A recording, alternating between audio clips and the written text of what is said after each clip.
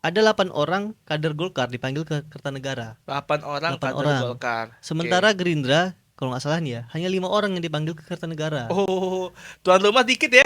Banyak kan kader Golkar gitu. Mengamankan kayaknya sih ya, mengamankan stabilitas Iya. politik ke depan, makanya mereka dikasih banyak jatah ya. Sama mungkin kan Pak Prabowo bilang dia ada rencana untuk nambah banyak utang kan Iya, nambah di hutang. pemerintahan ke depan gitu. Iya, Nah, cocok nih buat nunjuk Bu Sri Mulyani jadi Menq. iya, Karena Bu Sri Mulyani ini kan nasabah prioritasnya World Bank ya kan, iya. second kabinet. Zaken kabinet, Walaupun second kabinet jadi. iya. Assalamualaikum warahmatullahi wabarakatuh. Selamat datang kembali di podcast Pro Politik. Masih bersama gue Dendi Herdianto dan rekan gue Haikal Saniarjuna. Hai Kasan Arjuna. Seperti biasa kita akan selalu membahas topik-topik seputar isu sosial politik terkini.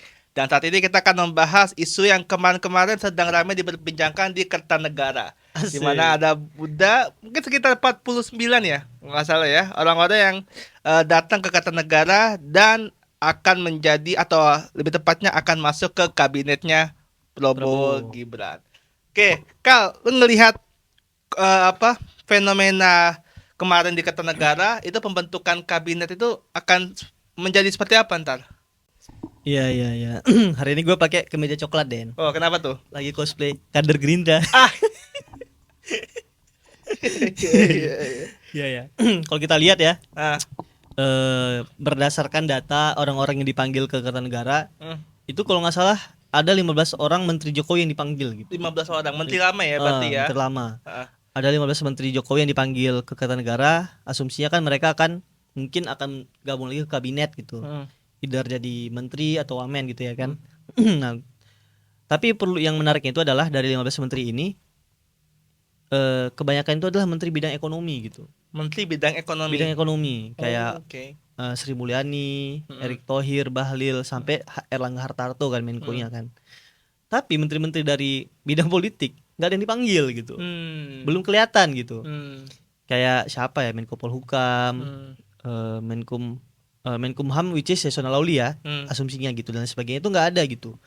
Berarti kalau misalnya asumsinya itu ada keberlanjutan dengan dipanggilnya 15 menteri Jokowi ke Kertanegara, itu yang berlanjut itu cuma ekonomi. Yang ekonomi ya, bidang Yang ekonominya politik ya. enggak gitu. Hmm, Berarti selama 5 tahun ke depan yang akan terjadi stabilitas itu di ekonomi aja gitu. Hmm. Di politik kita belum tahu. hmm. Nah, ini mungkin bagi dunia usaha ya kan, melihat menteri ekonomi lanjut, Hmm. berarti kan aturan-aturan ekonomi mungkin sebagian besar lanjut gitu. Ya, ya nggak akan berubah-ubah lah. Ini sangat dunia usaha sangat seneng nih gitu. Karena kan dunia usaha memerlukan ada kepastian aturan Regulasi, gitu, ya. regulasi dan sebagainya.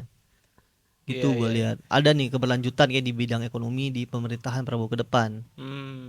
Berarti kayaknya ada titipan dari pengusaha-pengusaha nih kayaknya nih. Nah, itu nggak tahu saya. Nggak tahu. Tapi kan bukannya yang gabung juga yang ke Kertanegara juga pengusaha ya kan? Bukan dititip langsung aja. Iya, kalau kata almarhum Faisal siapa Basri. namanya? Bukan Faisal Basri, ada lagi. Rizal Ramli. Oh, dalam Iya, Rizal Peng-peng Ramli, kan.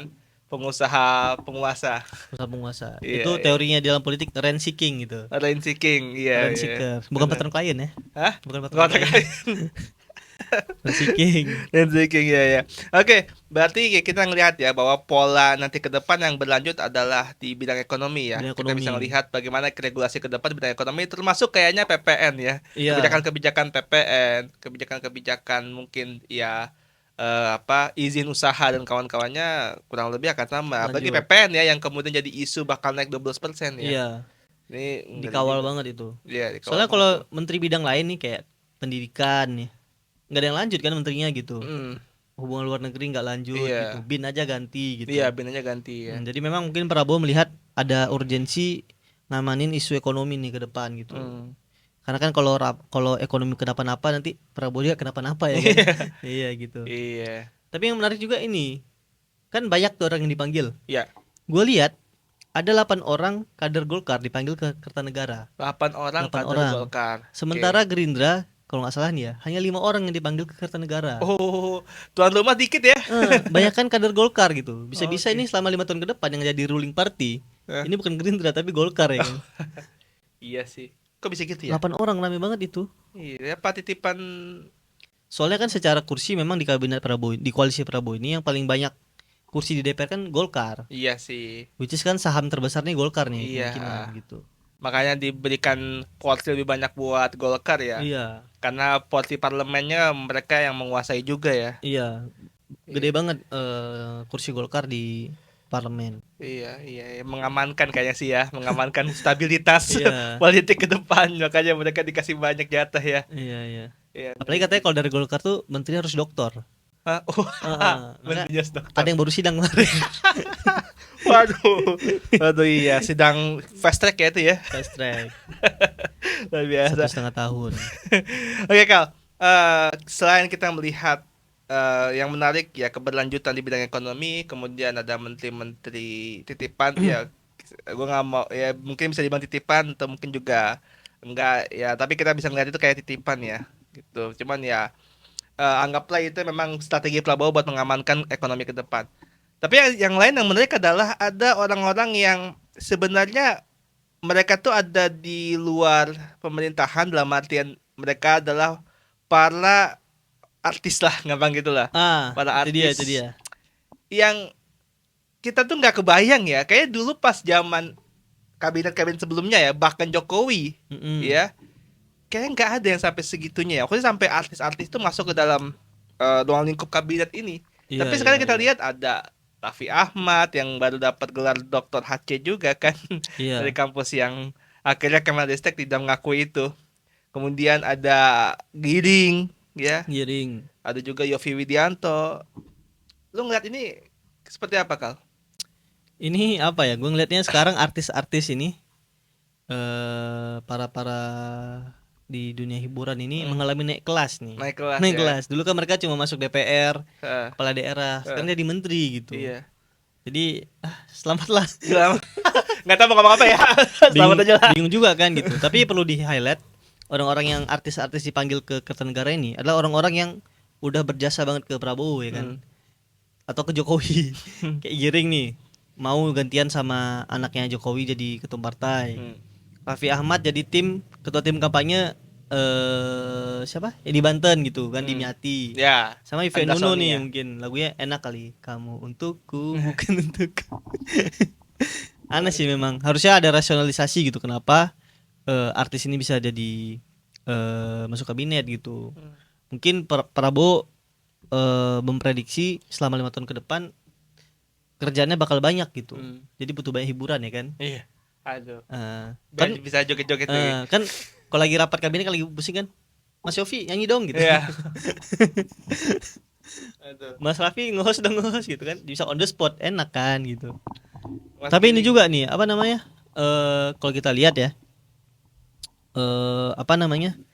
Yang salah satu yang paling menarik dari kabinet ini adalah berlanjutnya Sri Mulyani Ya, jadi Sri Menkyu. Mulyani ya. Lanjut dia. Padahal dia nggak sama sekali non partisan waktu pilpres kemarin kan. Iya, Jadi juga pribadi waktu itu cukup respect lah iya. kepada Bu Sri Mulyani yang nggak ikut jadi tim Kemana-mana. kampanye Prabowo gitu. Beda dengan menteri-menteri lain, tapi dia tetap lanjut gitu. Iya, Mungkin ini Bu Sri Mulyani ini diplotkan untuk mengawal transisi kenaikan PPN ya iya, dari 11 sampai 12% gitu. iya.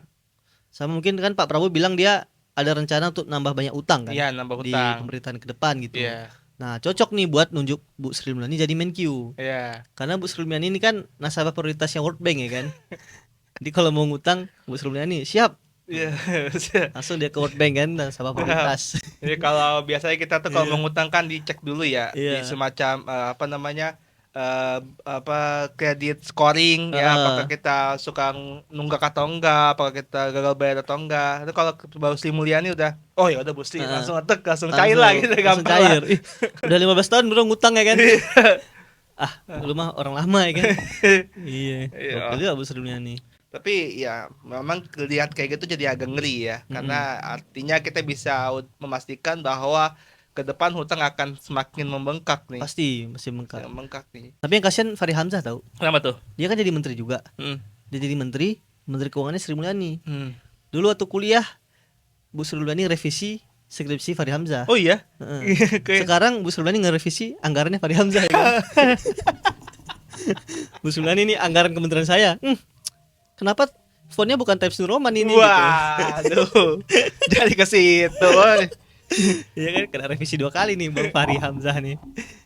Aduh, luar biasa. Iya, iya, iya. Emang hal yang menarik ya, karena Sri Mulyani kan waktu itu tidak menjadi sebuah bahasan ya. Ada beberapa nama lah sebelumnya kan Iya, untuk Menkeu-nya di era Prabowo, dan bahkan isunya Sri Mulyani emang pensiun tanda kutip ya. Dia pengen dia udah declare pamit kan ya. iya declare pamit ya, tidak akan melanjutkan juga Prabowo. Tapi tiba-tiba wajahnya muncul di Kertanegara, ya kita bisa pastikan bahwa dia lanjut ya sebagai Menkeu ya. Mungkin ya. Kan Pak Iya. Prabowo udah naruh anak magang tuh. Iya. Siapa? Keponakannya jadi Oh, ya wamen. wamennya ya. Mungkin lihat dievaluasi kan, kurang bagus sih magangnya gitu." Kan ada kan keponakan dengan wamen kan. Iya, iya, iya, bener Tapi sih. tetap jadi wamen gitu, nggak promosi. Iya, iya, Mungkin iya. nggak jaga ngutang kali. Jangan nggak Eh, ngejaga ngutang, makanya nggak orang ada kaya kan. pendapatan. Kan elit kan, maksudnya ningrat kan, Iya. keponakan Prabowo kan. Males sekali ngutang ya kan. Ya, cuman Kal, kita bahas porsi kabinet lagi karena ini kan sangat gemuk ya, Wah, gemuk sangat banget. gemuk banget.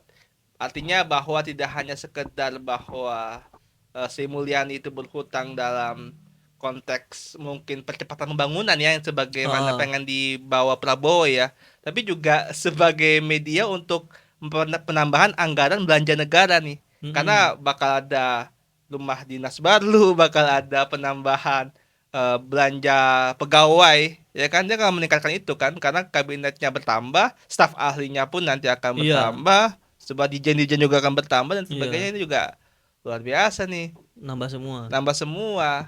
Terus ya ngelihatnya lu gimana nih? Ini mau ditaruh di mana nih orang-orang nih yang kayaknya kayaknya di Jakarta udah sesek kayaknya ya. Iya. Tadi lu bilang berapa? Nambah 20 triliun ya? 61 triliun. Kalkulasinya ya? Iya, kalau nggak salah segitu gitu. Kira-kira nambah 10 kabinet ini ya? Iya, 10 menteri, nambah iya. nambah 10 kementerian. Iya, jadi nambah nambah 10 kementerian itu nggak cuma nambah 10 nomenklatur baru, Mm, tapi nambah banyak hal gitu. iya. Sekarang katanya perumahan menteri yang di Wisma Chandra ya? Kalau nggak salah gue juga lupa Heeh, namanya. itu udah penuh itu Hmm, rumah menterinya. Nambah menteri juga nambah mobil dinas, nambah hmm, patwal gitu kan. iya, Di saat ibu kota negara udah sumpek banget gitu. iya. Menurut gua kalau Pak Prabowo tetap mau nambah menteri, saran gua menteri-menteri yang baru nih 10 kementerian baru ini Hmm.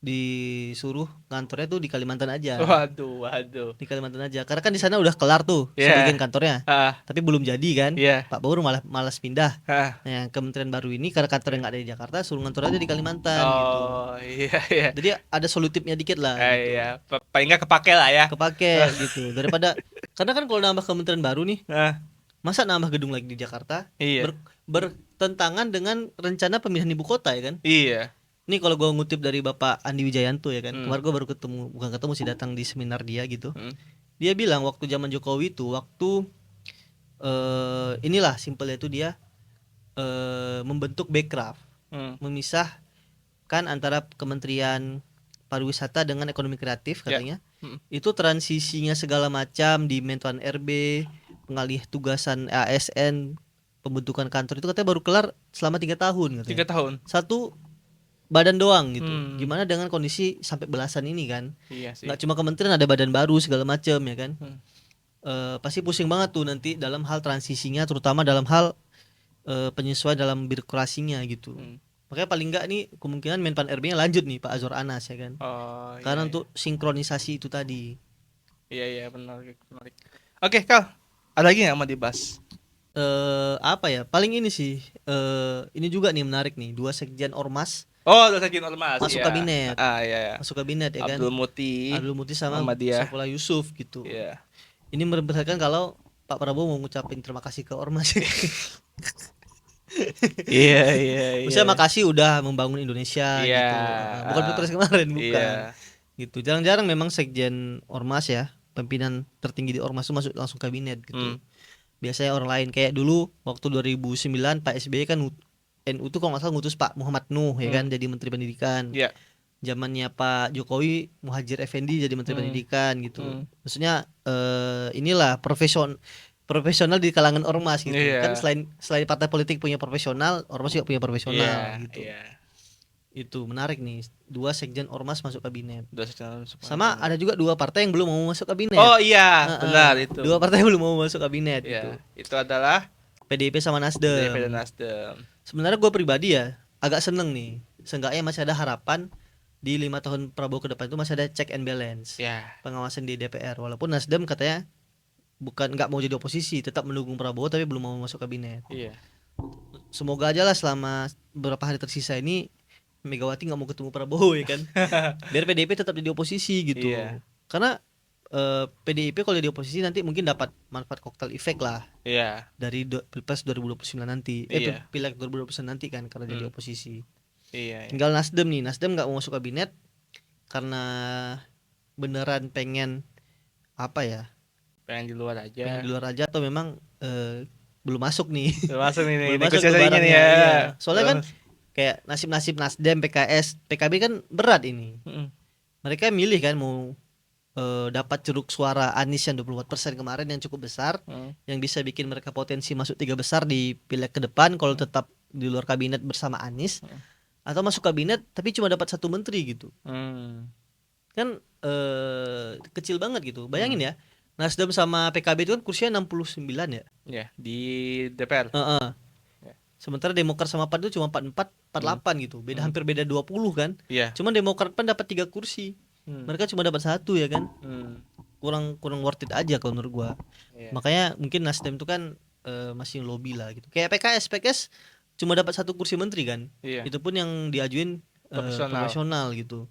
Secara efek politik mungkin nggak terlalu ngaruh ke PKS gitu. Mungkin dia lebih memilih untuk menyelamatkan pemerintahan Prabowo mungkin ya, agar diisi sama orang-orang profesional gitu. Second Iya. kabinet. Second kabinet. Walaupun second kabinet iya, jadi. second kabinet. Oke, kita cukupi aja kayak ya. Kita Cukupi. perlu baca doa nggak tuh kabinet Prabowo? Aminkan aja lah, aminkan Ayo, aja lah. aminin, Dan. Ya kita doakan semoga kabinet Prabowo nanti kebentuk bisa membuat Amin. Indonesia jadi lebih baik, jadi lebih Amin. pembangunan lebih lancar dan Amin. ya bisa buat warganya lebih sejahtera. Amin. Gitu. Amin. Amin. Allahumma Apa? Amin Allahumma amin. Allahumma Rabbana apa? Doa makan apa sih? Gue lupa. Allahumma barik lana. Allahumma barik lana fima razaqtana wa qina azabannar. Kenapa gitu doanya? Kan mau makan siang kita. Wah, makan siang Dari gratis Pak Prabowo. ya. Aduh. Oke, semuanya teman-teman makasih banyak udah nonton channel ini. Jangan lupa untuk subscribe supaya kita juga lebih rajin bikin konten. Kita bisa Iya. ngundang tamu-tamu yang worth it. Bener. Nanti kita bisa ajak ngobrol di Iya. channel ini ya kalian. Habis episode ini kita ada podcast sama ini Siapa? orang dalam Anies. Orang dalam Info A1 Anies gitu. Iya, iya. Jadi tolong di video ini tolong di subscribe sama di like ya. Ya, biar teman-teman nggak ketinggalan. Apa pilihan anak abah ke depannya? Buat Ah. orang anak abah silakan ditonton Info video A1 Anies berikutnya. ini. Iya, Video berikutnya. Video berikutnya setelah video ini. Ah. Oke, teman-teman makasih banyak. Wassalamualaikum warahmatullahi wabarakatuh.